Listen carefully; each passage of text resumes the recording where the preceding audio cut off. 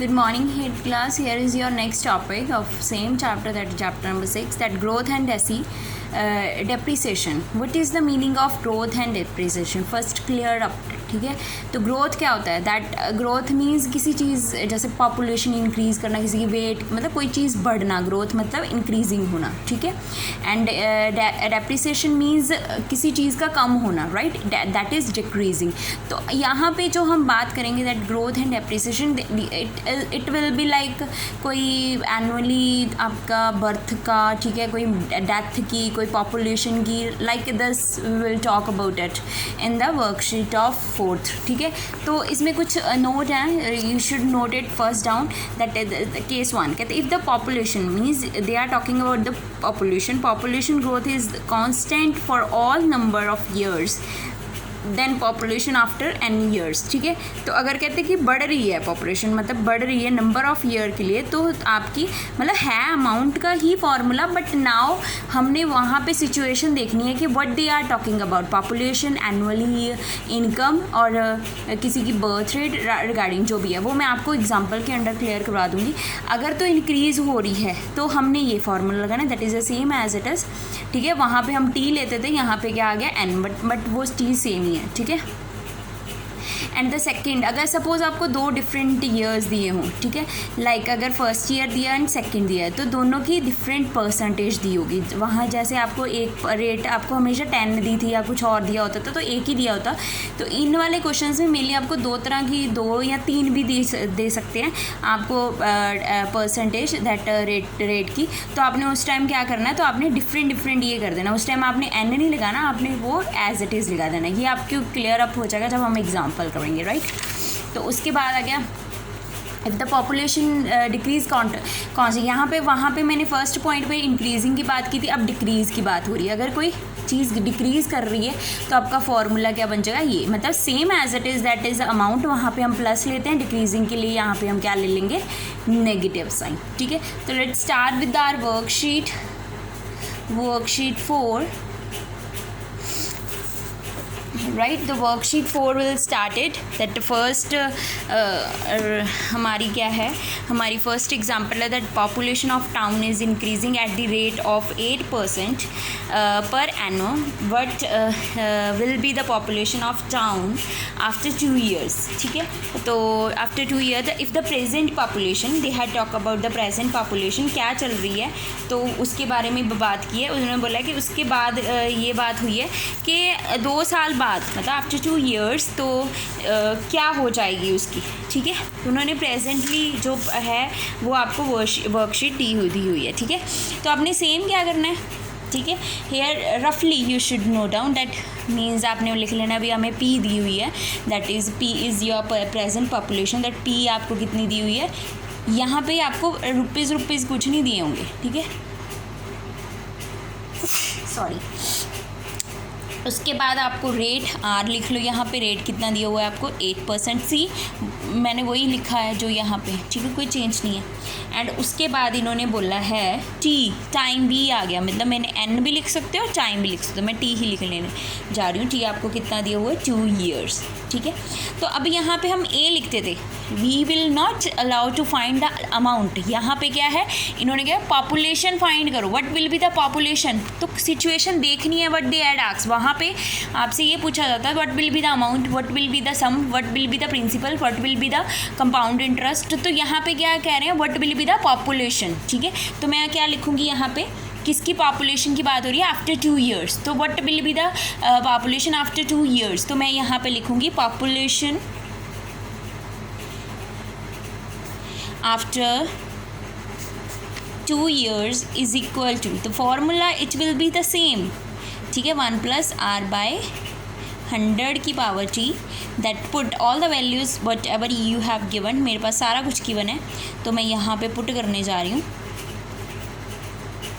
Right, उसके बाद इसको सिंप्लीफाई कर लो, दैट्स इट. ठीक है, तो ये कट गया 25 पे और ये कट गया 4 पे. तो 25 + 4 कितना हो गया, 2 5 4. हाँ,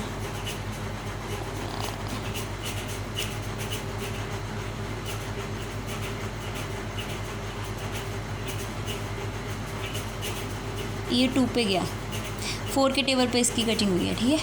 तो ये बन गया 25 प्लस 2 कितना हो गया 27/25/2। अब फिर से इसको ओपन कर दो,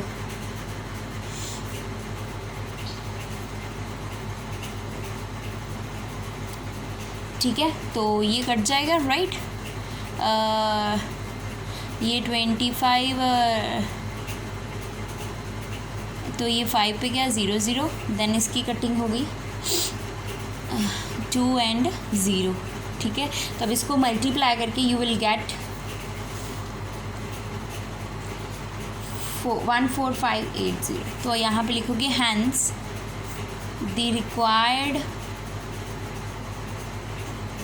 पॉपुलेशन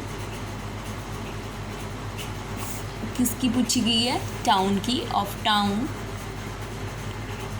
इज़ इक्वल टू 14580। इनके साथ पैसे पूसे कुछ नहीं लगने, रुपीज़ वगैरह कुछ भी नहीं लगना, ठीक है।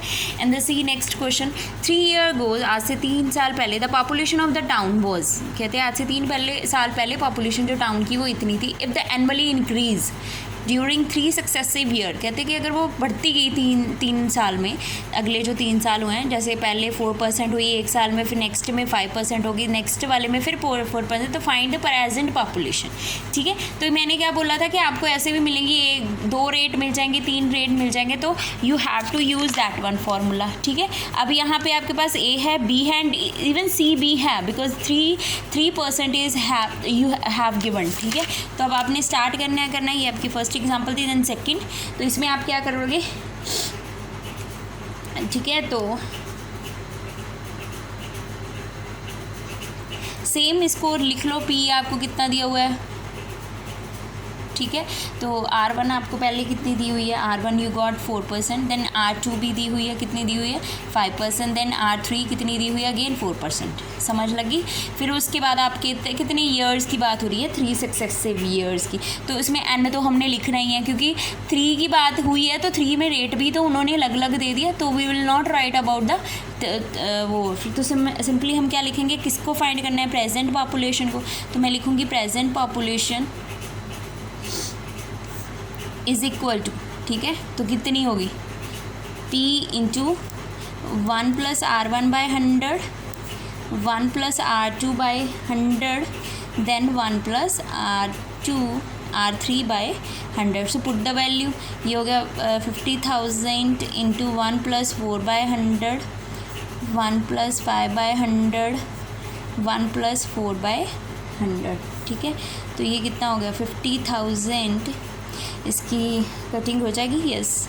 ये 4 पे कट गया 25, देन ये बन गया 26/25, देन अगेन ये कट गया 2, तो ये कितना बन गया 21/20, देन ये अगेन कट गया, तो कितना बन गया 26/25। आई होप सो ये क्लियर हो गया आपको कैसे हो रहा है, ठीक है। तो अब इसको मल्टीप्लाई कर लो, तो ये मल्टीप्लाई करके इनको सबको मैंने ऊपर मल्टीप्लाई किया, तो ये हो जाएगा 141696 अपॉन 1 दिस वन। तो इसको मल्टीप्लाई और कटिंग करके इसकी आंसर आ जाएगा ये।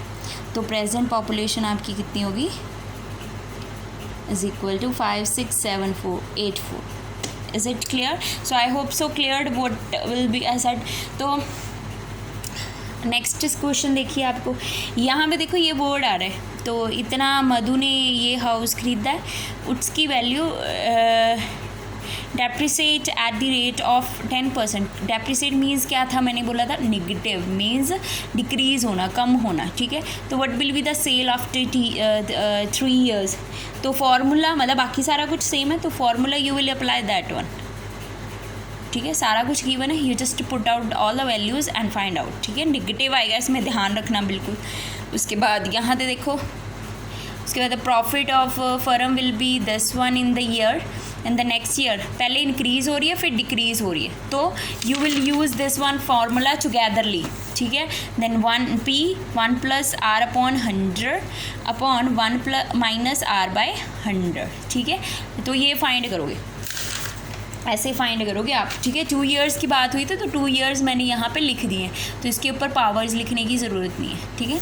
तो उसके बाद आ गया last question, that 5th question, that the population of town this one, if the annually birth this one and the death rate this one, the calculate the 3 1, ठीक है। तो इसमें तो सिंपल ही है, पहले तो नेट ग्रोथ बना लो अभी, तो आप लिखोगे नेट ग्रोथ कितनी है, एनुअली कितनी थी मेरी 10.7% माइनस, और डेथ रेट कितनी है, birth rate minus death rate, ये आपकी नेट बन जाएगी। ये तो कितना आ जाएगा आंसर इसका आपका रेट बन जाएगी 7.5%, ठीक है। तो बाकी फार्मूला सेम है, यू जस्ट अप्लाइड, आपको पी गिवन है, आपको आर गिवन है 10 एंड द ईयर गिवन है 3 ईयर्स के लिए, ठीक है। तो आपने बस ये ध्यान रखना, आपने अमाउंट नहीं शो करनी इसमें जो पूछा गया है वो शो करना है। तो आई hope so each and everything is clear. If you have any kind of problem you may ask. Thank you, have a nice day.